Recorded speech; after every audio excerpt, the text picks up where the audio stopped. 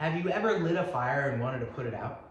So you grabbed a bucket of water. With my extensive knowledge of lighting shit on fire as a Colorado Eagle Scout, I found it important to understand the proper way to extinguish all of my fires. I'm here to tell you that there are different classifications of fire. How many classifications of fire are there? I'm glad you asked. Today, we will be discussing 3 classifications of fire, A, B, C, and D. But before we get started, we first need to know and understand what it takes to make the chemical reaction of what we call fire. So according to Terry McConkey, the fire chief at Tacoma Fire Department, he explains that the fire chemical reaction of fire is 3 things: heat, fuel, and oxygen. And he makes a triangle, and he says if you eliminate any one of these 3 things out of the triangle, you've eliminated the elements that you need for a chemical reaction to make fire, therefore extinguishing the flame.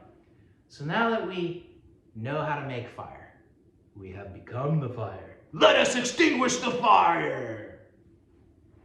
So Class A fire. Let's classify some fires here. Class A fire.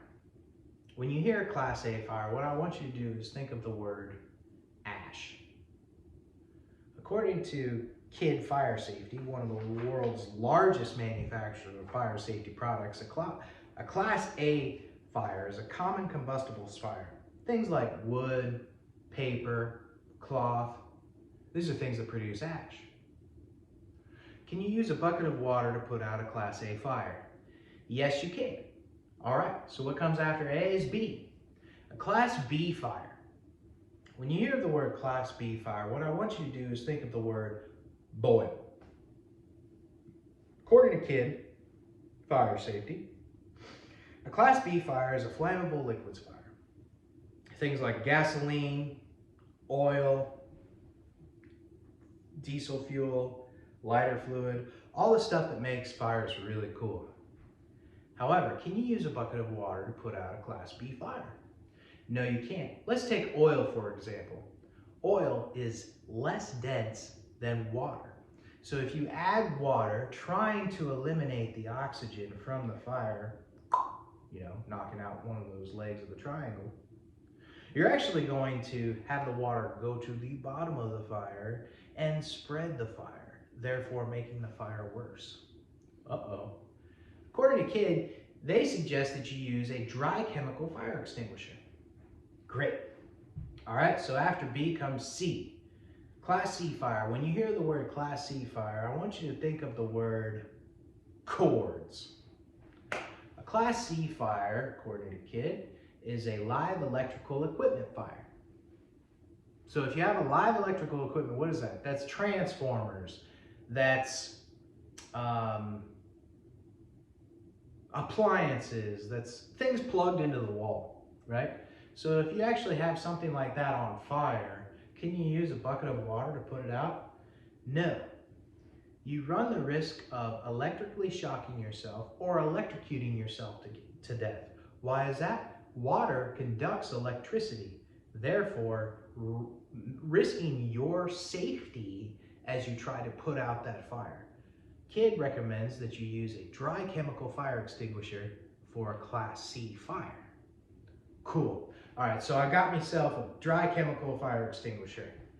I can put out a Class B fire. I can put out a Class C fire, but can I put out a Class A fire? Well, let us think about the fire triangle. If you use a dry chemical fire extinguisher on a Class A fire, common combustibles, you eliminate the oxygen from that fire, therefore putting out the fire. So yes, you can use a dry chemical fire extinguisher for a Class A, B, and C fire. Great. But Michael, what about a Class D fire? I was hoping you wouldn't ask, but seeing as though you did, I'll tell you what I know. Class D fire, when you hear Class D fire, what I want you to do is think of the word duh.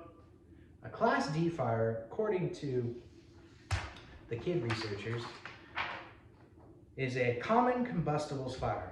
When a fire is so hot that the metal is combusting into flame.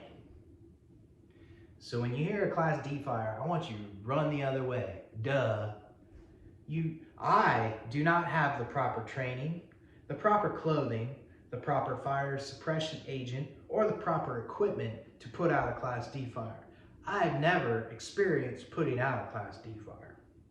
All right, so what do we know? What did we learn today? Well, we learned that it takes three things to make a fire, the chemical reaction of what we call fire: heat, oxygen, and fuel. We learned that a Class A fire, we want to think of ash.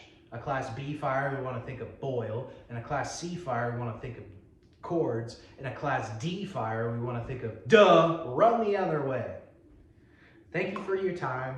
Now let's go put out some fires.